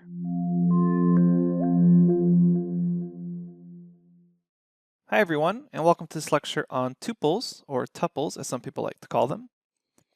And in Python, tuples are very similar to lists. However, they have one key difference, and that is they have immutability. So they're immutable, meaning they cannot be changed. And that comes from the term mutation, so they cannot be mutated or changed. And that basically means once an element is assigned to an index position inside a tuple, you can't grab that element and then reassign it to something else like you could with a list. And the way you construct tuples is very similar to a list, except instead of using square braces, you use parentheses. Let's explore tuples a little more in a Jupyter Notebook. All right, so let's get started. Hopefully you'll have quite an intuition as far as how to use tuples based on what you've learned about lists. We're going to create a tuple called t. We'll say t is equal to, and then in parentheses we'll write 1, 2, 3. And I'm also going to create my list, which is going to be very similar. We'll say 1, 2, 3, but notice it's square braces, so it's a list. And you can always confirm this using the built-in type function. So if I say type t, it returns back that it's a tuple. And if I ask type my list, it returns back that it's a list. Okay, so you can check the length of a tuple just like you could with a list. So length of t is 3 because there's 3 elements in that list, 1, 2, and 3. And just like a list, it's also fine to mix object types. So we can have a string inside of a tuple along with a number. That has no problems there. And also, just like a list, you can use slicing and indexing. So let's say I wanted to grab that string 1. I could just say, give me what's at index 0, 1 there. I can then also do -1, and I have 2 as a return because it's the last item in that tuple. So far, very similar to a list. There's also 2 basic built-in methods for tuples, and that is the index method and the count method. Let me show you an example of that. We're going to say t is a tuple with a, comma, b. And let's imagine we wanted to count how many times the letter a shows up in this tuple. I can say t, and then if you hit tab here, you should see the 2 options you have, either count or index. So right away, you'll notice that there's way less methods available for tuples than there are for lists. So we're going to say t.count, and then we'll pass in a, and it returns back how many times a occurs in that tuple. And then what you can also do is say t.index of a, and this returns back the very first time this appears in your tuple. So notice that if it appears more than once, it'll only return back the index location that it appears at first. And if we do the same thing for b, the very first time a b occurs is at index 2. So if we take a look at t, it's right here, AAB. Later on, we'll learn how to use control flow logic like for loops to grab all the index locations of repeated elements. And finally, let's get to really what makes a tuple different, and that's the immutability. And I really can't stress enough that this is what makes a tuple different than a list. So let's check out our tuple right now, and let's also check out that list we created, my list. Let's reassign the first element of my list to be the string new.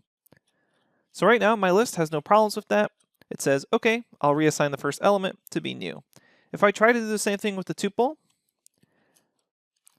and I say new here, it's going to say type error, tuple object does not support item assignment. And that's basically what makes a tuple different than a list. Now I'm sure you're wondering, well, why would I even bother using tuples when they have fewer available methods and they don't have the flexibility of a list? And to be honest, as you're beginning to program, you're not going to be using tuples that often. It's only as you become more comfortable with Python and become a more advanced programmer that you'll begin to see the benefit of tuples. And what you're going to be using tuples for mainly is when you're passing around objects in your program and you need to make sure that they don't accidentally get changed. And that's when the tuple really becomes a great solution. So it provides a very convenient source of what's known as data integrity. the fact that we can't do reassignments like this by accident, we'll get an error instead, is going to be really useful when you want to make sure that elements don't get flipped or reassigned later on in larger pieces of code. So kind of keep this in your toolkit, and later on I'm sure we'll be pulling out the tuple again so we can use it and really let it shine. For now, just remember that it has immutability and it looks really similar to a list, except we use parentheses instead of square brackets. Okay, that's it for tuples for now. Up next, we're going to show you how to do basic file input and output. We'll see you there.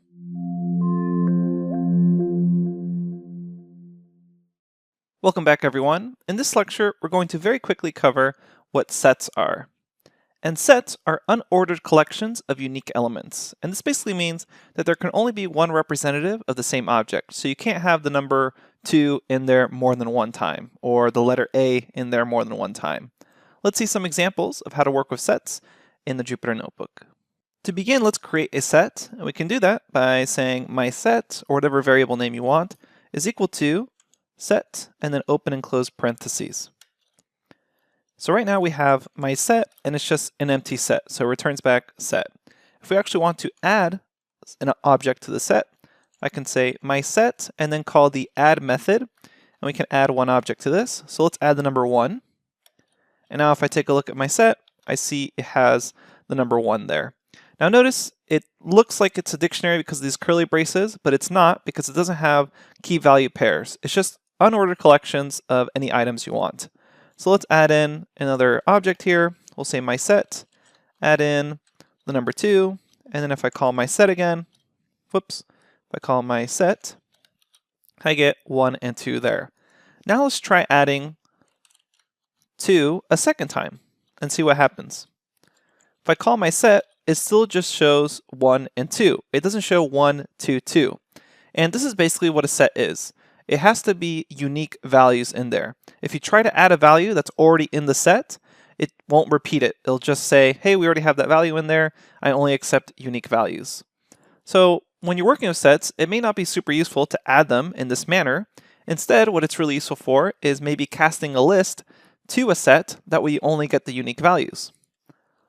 So for instance, we'll say my list is equal to, and I'm going to place a bunch of repeated values in here. A bunch of 1s, a bunch of 2s, and a bunch of 3s. I'm going to run this, and then I'm going to cast this as a set, and now I get back only a set of the unique values. Keep in mind, sets don't technically have an order to them. Since we're dealing with very small sets here of just a few items, it looks like they have an order, but in reality, sets don't have any particular order to go in. For now, that's all you need to know about sets. We won't really touch upon this object or data type again until much later in the course. Since we're just beginning, it won't be very useful to us now, but later on we'll be able to see different use cases for it. Again, remember just that sets are unordered collections of unique elements. Thanks, and we'll see you at the next lecture where we discuss Booleans.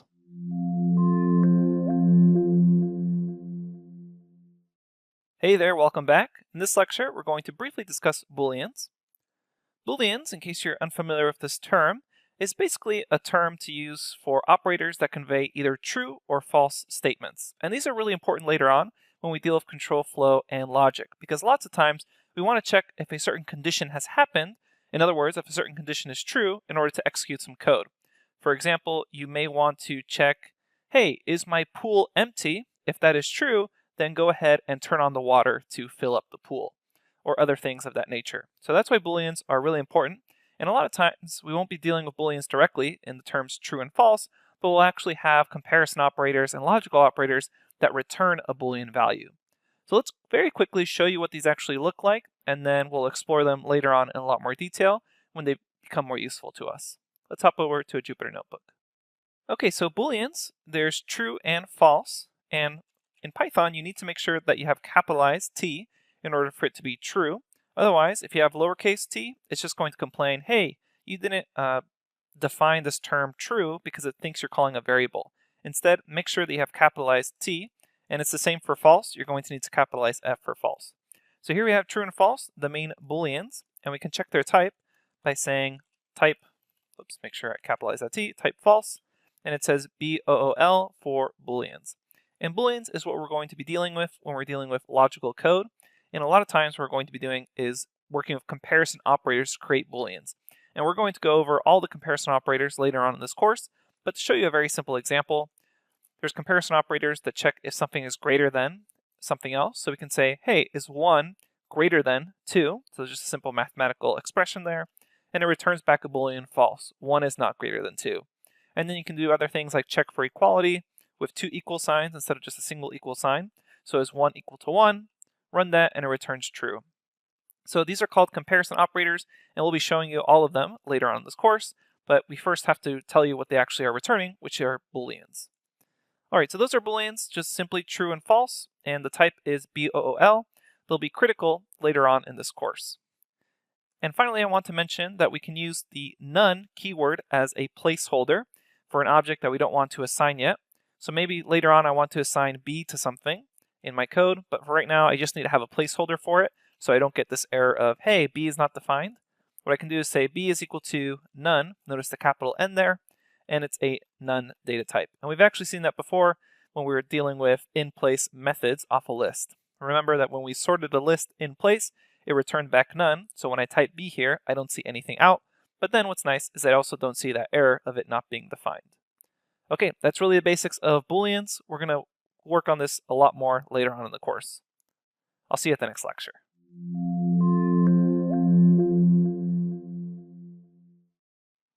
Welcome everyone to this lecture on files.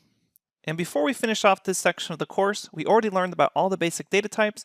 I now want to quickly go over how to perform simple input and output with a basic text file. And the methods we show here will also expand further to working with other file types, whether it be an audio file, text file, emails, Excel documents. A lot of what we cover here is going to be really relatable to those more advanced functionalities. Now keep in mind, for some of those other topics, you may need to install certain libraries, which we're going to discuss later on in this course. For right now, we're going to deal with just basic.txt files. So we're going to create one using the Jupyter Notebook, and we'll also discuss file paths on your computer. Let's get started. To begin, what we need to do is create a text file to work with. Now, if you downloaded those notes, there's actually already a test.txt file. So in your folder somewhere, there should be a test.txt file in the same folder as these notes are in. So keep that in mind, but I'm going to show you how you can use Jupyter's magic functionality, or so it's called, in order to quickly write a text file. So this only works in Jupyter Notebook. So write %, write file, space, my file.txt, or whatever you want to call it. So this has to be on the first line of the cell.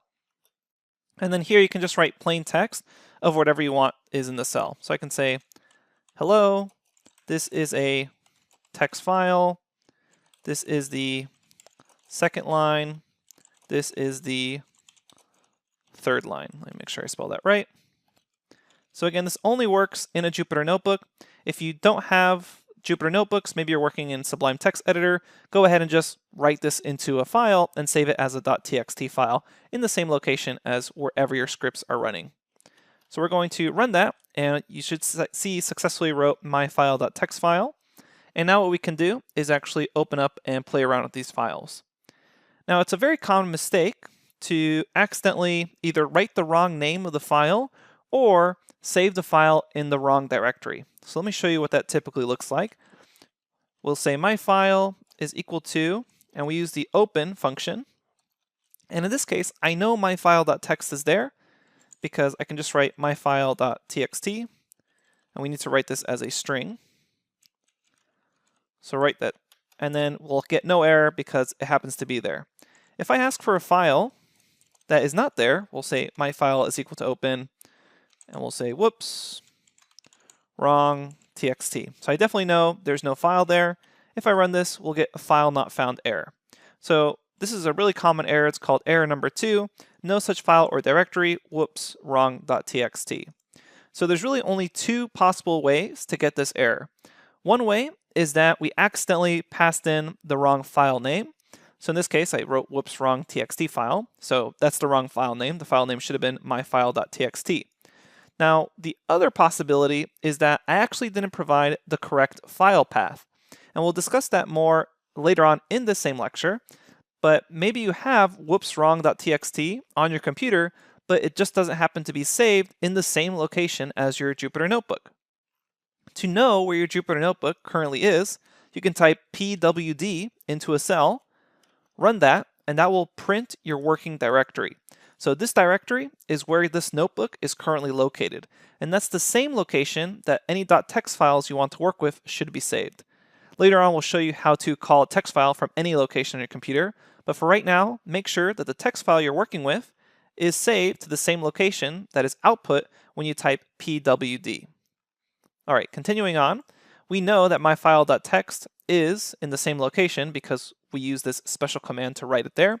And if you don't want to use a special command, you have the test.txt file from the zip file of notes. So let's continue on here. We'll say myfile is equal to open, and we're going to open that text file we just made, which was called myfile.txt. Myfile.txt, run that. And now there's several methods I can call off of this. One method I can call is the read method. And what this does is it returns just a giant string of everything that's in this text file. Sometimes that's good, sometimes you don't want that, but it is a method that's available to you. You'll notice here that we have this \n, and what this does is it indicates a new line. Because you asked for everything as a single string, the string somehow needs to represent where the new lines were in your text file. Because remember, we wrote, hello, this is a text file. Here on a second line, we wrote second line, and on a third line, we wrote third line. So in order to represent that, we have these escape sequences that we discussed earlier in the string lectures, and \n represents new line. Now, if I try to read this file again, you'll notice something funny happens. You get back an empty string. So a lot of times beginners are scratching their head thinking, well, what the heck happened? I just read it, and now when I try to read it again, it's no longer there. The reason this is happening is because you can imagine that there's a cursor at the beginning of the file, and when you read it, the cursor goes all the way to the end of the file. And you need to reset the cursor or seek it back to 0 in order to read it again. So to do that, you can say myfile seek 0. That resets the cursor. You should see some 0 output there. And now if you call read again, you'll be able to see this. Keep in mind, if you ever want to read again more times, you'll have to reset that. You'll have to say myfile seek 0. And then you say myfile read, and let's save this as contents. And now if I check my contents, that's just one giant string. So that's the read method, and it allows you to grab everything as one giant string. Sometimes that's not really useful because you'd actually want to have a list where each single element in the list is one line in a string form of the actual text file. And to do that, it's actually quite simple. You can use the read lines method. So we're going to seek back to 0 and then say myfile read lines, and note what we get back here. Now we have each line as a separate object or element in this list. And a lot of times this is more convenient to work with because now I can loop through this list, which we'll learn about later on, or I can index off of this list for the lines themselves. All right, so those are the basic methods of reading a basic text file, which is .read to grab everything as a string, or read lines to grab a list where each element represents a line. Keep in mind, you still have that \n there at the end of that. Let's move on to discussing file locations. Now previously, we just showed you how to open a text file that happens to be in the same location as your Python script or Python notebook. But what if you want to open a text file that's saved in another location on your computer? It'd be really annoying to have to constantly be moving around your Python scripts or your notebook location to be at the same location as that text file. So to open a text file that's at any location on your computer, all you need to do is provide the full file path. Keep in mind, however, the syntax for a file path is slightly different depending if you're on Windows or if you're on macOS or Linux. So for Windows, the typical file path is going to look something like this. You'll say C:, and then note that we have the double backslash, and this basically is an escape character so that Python doesn't confuse this first backslash as an escape character. Because imagine if your username had a lowercase n, you don't want Python suddenly thinking you mean new line. So that's why we have double backslashes here. So this is for Windows, and it looks something like this. And you just pass in the whole file path as a string to your text file. If you're on macOS or Linux, it looks a little different. You have forward slashes here, and it goes users, your username, whatever folder, and then to the text file. If you ever want to check what this actually looks like, all you need to do is use that handy PWD into a cell again, and you'll notice that I already have kind of the format of what it should look like.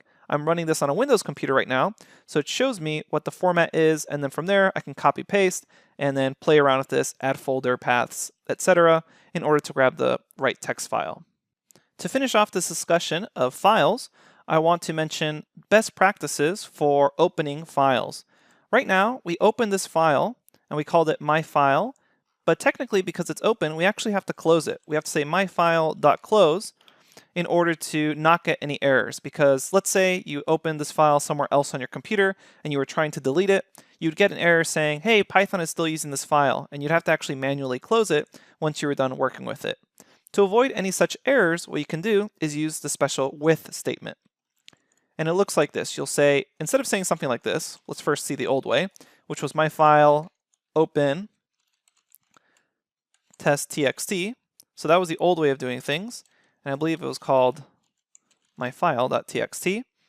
What we can do is say with open, and then we'll say as, and then whatever you want to call this. You can say my new file. So this is the variable name you choose. And then you have a colon there. And then notice what happens here. When I hit enter, I have an indentation. And basically what this means is that any code here that's within this block, this indented block of code, is going to use my new file as the variable of this text file. So then I can say contents is equal to my new file read. And when I run this, I no longer need to worry about closing the file. Let me quickly check that that was the right text file name. We'll come up here and confirm that, and we were right.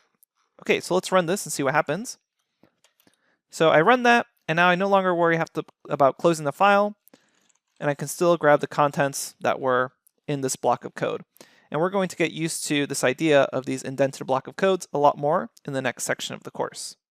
Okay, let's finish off this discussion by talking about reading and writing to a file.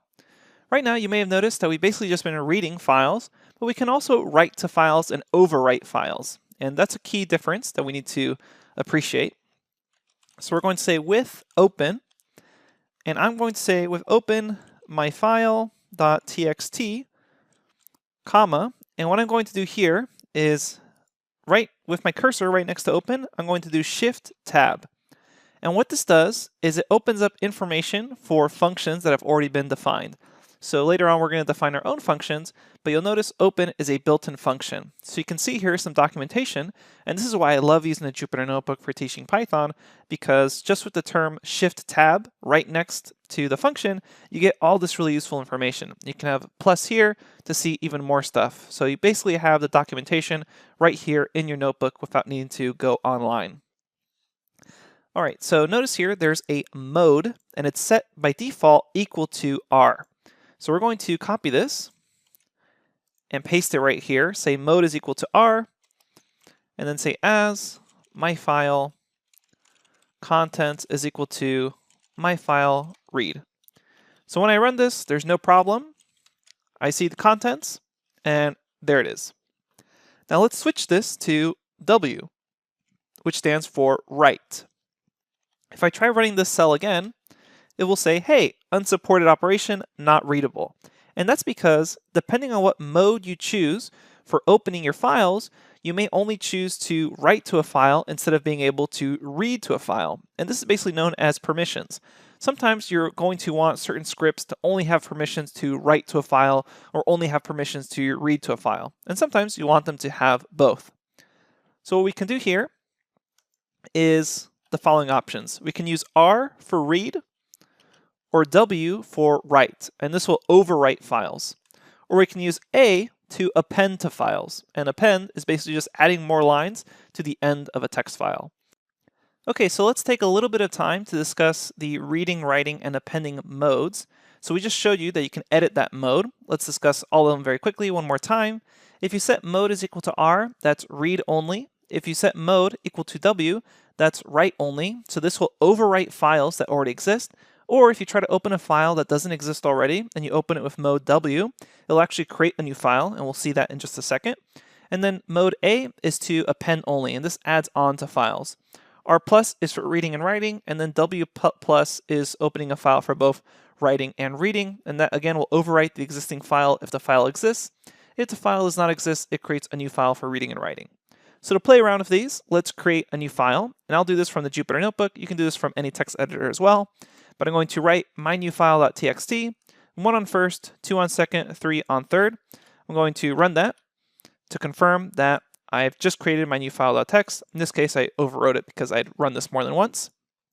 But let's do the following. We'll say with open, and we'll say my new file. And you should be able to actually tab autocomplete this. So my new file.txt, mode, we'll say read only, as f, and then I'm going to print f.read. And there I can see 1 on first, 2 on second, 3 on third. So that's the read mode, which is quite useful for reading. Let's say I wanted to add a new line to this. I could say with open, my new file.txt, I will say mode is equal to, and in this case I'm going to say A because I want to append a new line to this. We'll say as f. And if I want to write to a file, all I have to do is say f dot, and as you may have expected, instead of read, you say write. And let's write a new line to this. We'll say 4 on fourth. So notice what I'm doing here. Because I'm using append, that means the cursor is all the way at the end of this text file, and then it's going to append or add on a 4th line to it. So I'm going to run that, and then let's rerun the code up here. I'm going to copy and paste this to a new cell. And if I run this again, now I see 1 on first, 2 on second, 3 on third, 4 on fourth. Something I didn't actually take into account here is that I forgot to add in a new line. So what I could have done is say \n here to actually insert a new line. So if we run these two cells again, now we see 4 on fourth. Now unfortunately I still have this 4 on fourth here, so I'm going to reset everything by coming back up here and overwriting that file one more time. So let's run these again, run this cell again, and then run this cell again. And now I can see 1 on first, 2 on second, 3 on third, 4 on fourth. So that's the difference between reading and appending. Now let's explore W for writing. I can say with open, and here I'm just going to make up a bunch of letters, .txt, and I'll say mode is equal to W. And remember, with this W mode, it's going to overwrite an existing file, or if the file doesn't exist, it will actually create it. So we can make up a name there, say as f, and then say f write. I created this file. Run that, and there's no error. It's because even though this text file doesn't exist, since we opened it with mode W, Python went ahead and created that text file for us. If we had tried to do the same thing with a different mode, such as just R or just A, we would have gotten an error there. So then we'll go ahead and read this file. We'll say with open dhf, and I really encourage you now just to do tab autocomplete, so you don't have to memorize all that. We'll say mode is equal to read as f, and let's print out f.read. And there we can see I created this file. So those are the basic ideas of opening files in either append mode, write mode, or read mode. And you can see a lot more examples of this in your notebook that goes along with this lecture. Okay, thanks everyone, and I'll see you at the next lecture where we actually begin testing you on a lot of the topics that we discussed here.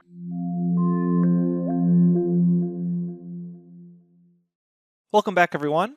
Now that we've gone over the basics about objects and data structures in Python, we're going to have an assessment test to quickly check your understanding. So we're going to do a quick overview of your first test in this lecture.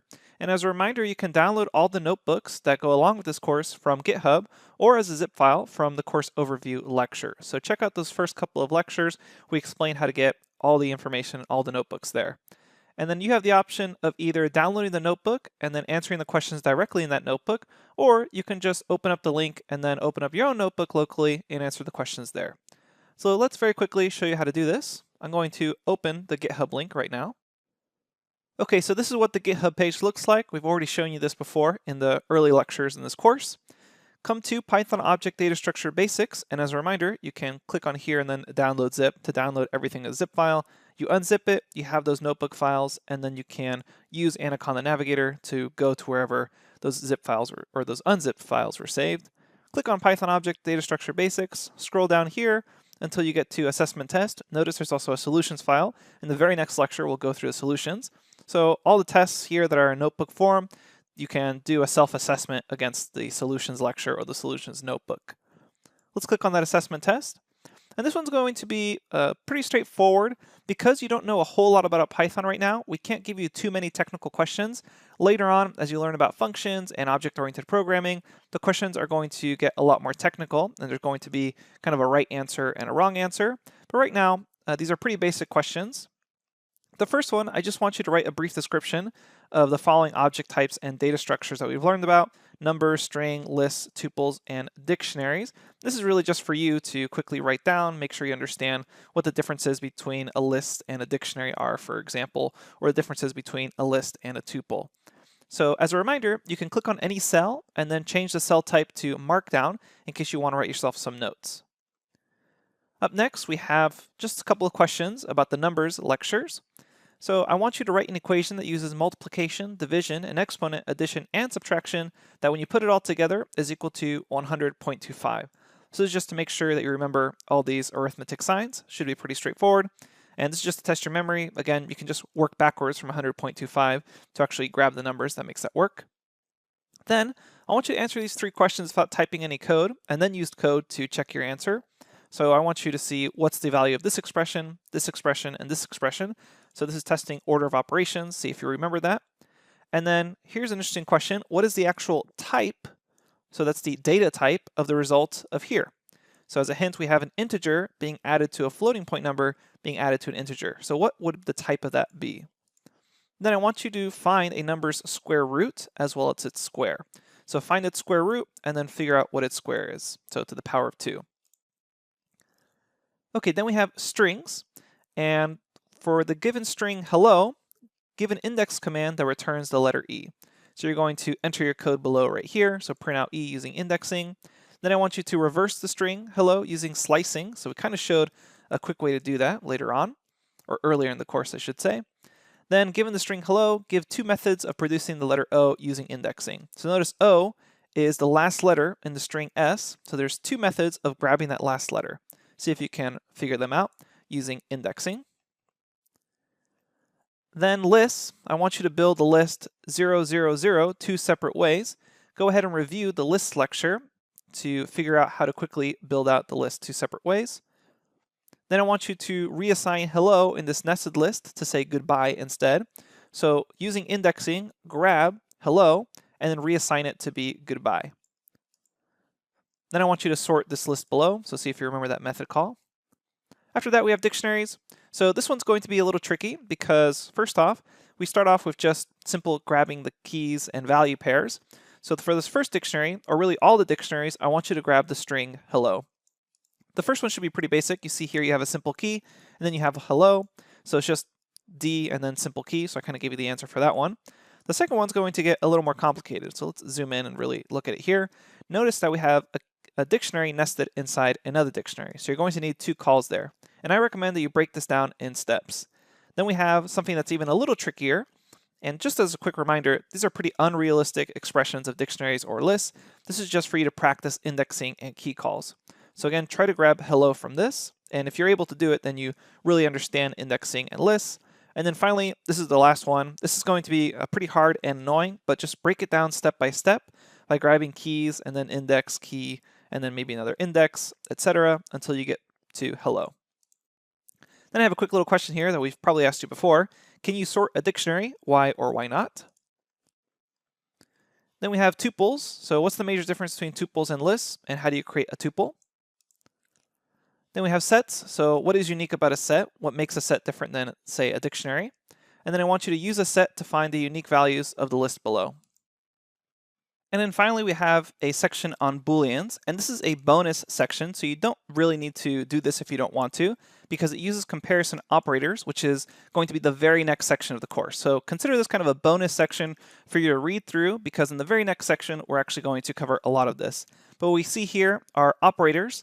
So these are comparison operators, the description of the operator, and then an example of the operator. And I want to see if you can kind of teach yourself what these comparison operators are in order to answer what the outputs are here. And even if you don't really know comparison operators formally in Python, it should be pretty obvious what something like this would be. Is 2 greater than 3 if you've done some basic mathematics before. Again, this is an optional section because we haven't officially gone over comparison operators. We're going to do that in the very next section of the course, so kind of think of this as a bit of a preview before that. Then we have one final question. What is the Boolean output of the cell block below? So again, a bonus question here for you. Okay, so best of luck, and in the very next lecture, we're going to go over the answers for all of this. Again, these are more kind of open-ended questions. Later on in the course, we're going to get a lot more technical in our questions as you learn more. We'll see you at the next lecture for the solutions.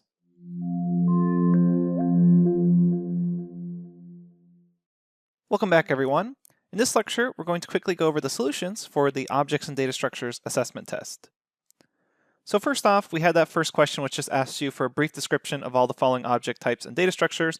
We're going to go through that first and then head over to the notebook. So numbers, pretty straightforward. There's basically 2 types of numerical information that we can store. Those are integers for whole numbers, and floating points are numbers of a decimal. Then we have strings, which are an ordered sequence of characters, lists, which are an ordered sequence of objects, and lists are mutable, meaning you can change items that are in a list. Tuples, very similar to lists, except that they're immutable. They're still an ordered sequence of objects themselves. And then dictionaries, those are key value pairings, and remember those are unordered. So now let's hop over to the other questions in the notebook. Alright, here I am at the solutions lecture. Pretty straightforward stuff. We just went over the first question, which was just answering about the data types. Then we have numbers. So all we had to do for this one was write an equation that uses all the various arithmetic methods we just discussed. And your answer is probably different than mine, but all you had to do was use multiplication, division, exponents, addition, and subtraction to somehow get back to 100.25. So a lot of this is just practicing order of operations, and you can just work backwards from 100.25 to make up your equation. All right, so your answer is probably different than mine, but here's an example answer. Then we wanted you to answer these 3 questions without typing any code.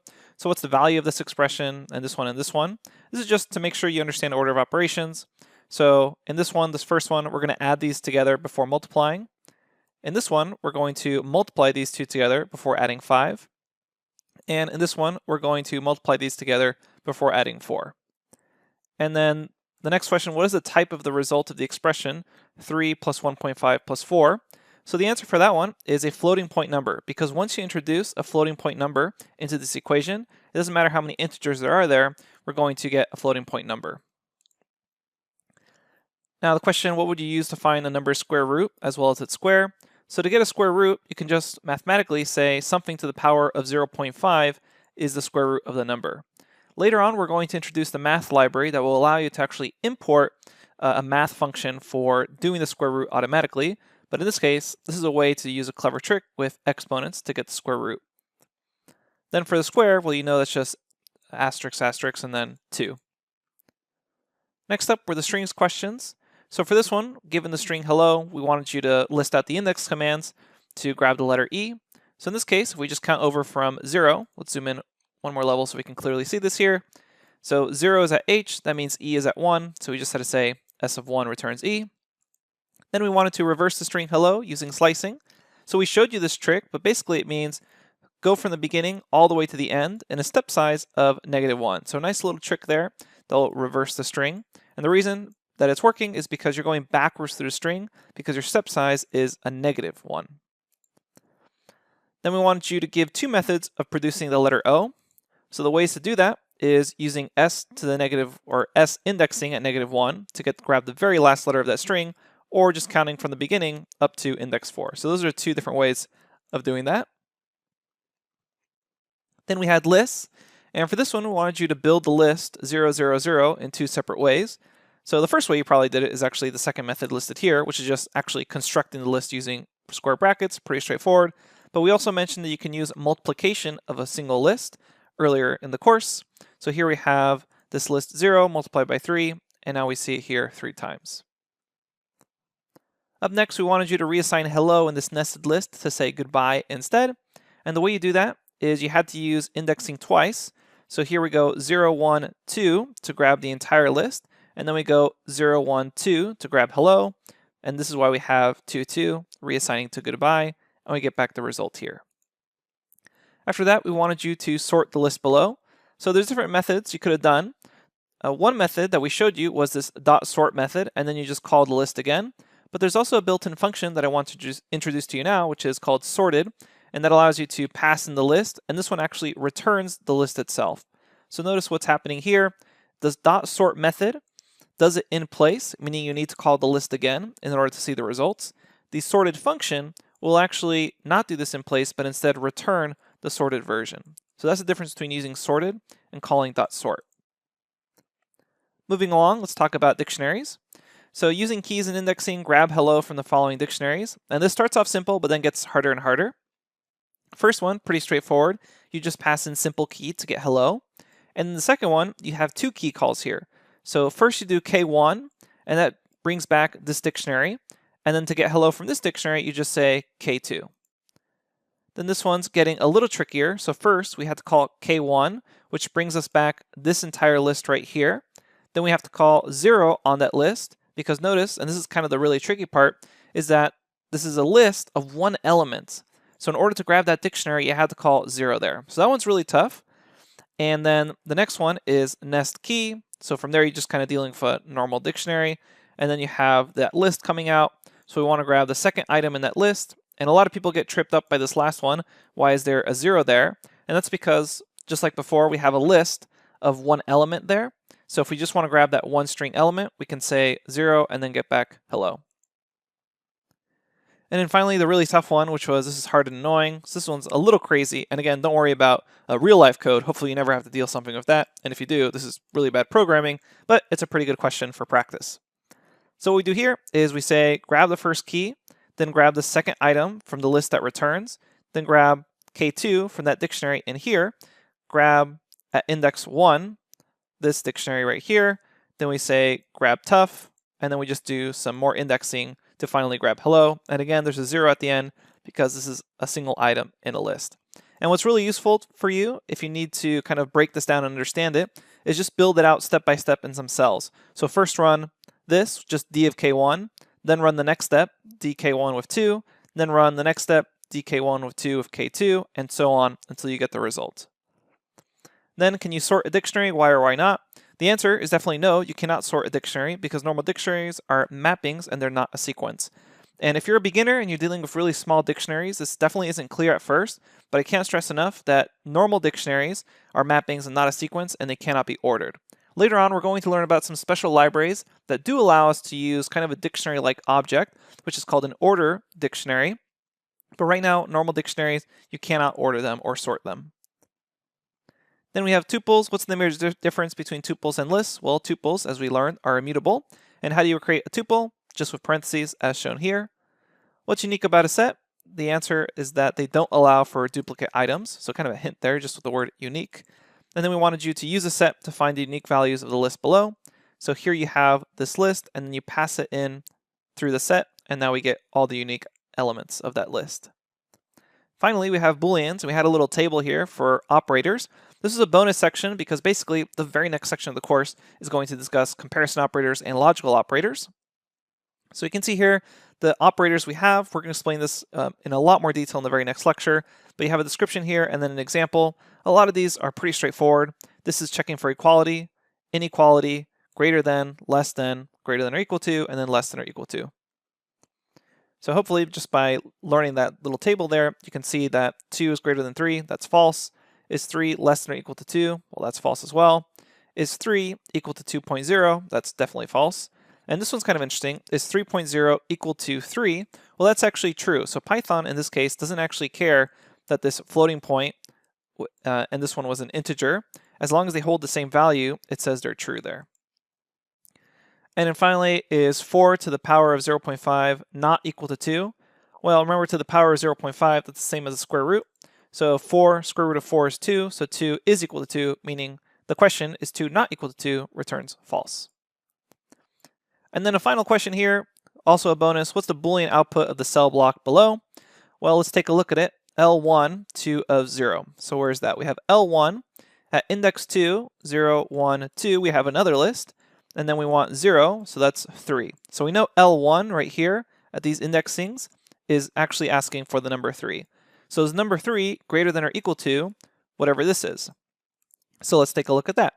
We want 0, 1, 2, so 0, 1, 2 at key 1, so that's 4. So it's asking, is 3 greater than or equal to 4? And we know that's false. So that's the final bonus question. Okay, definitely these questions are a little more open-ended. They're not quite as structured. Later on, we're going to see a lot more structured questions that kind of have more technical right and wrong answers, and you're going to be able to kind of more efficiently program your way through the future tests. Thanks, everyone, and I will see you at the next lecture where we discuss comparison operators and logical operators. We'll see you there.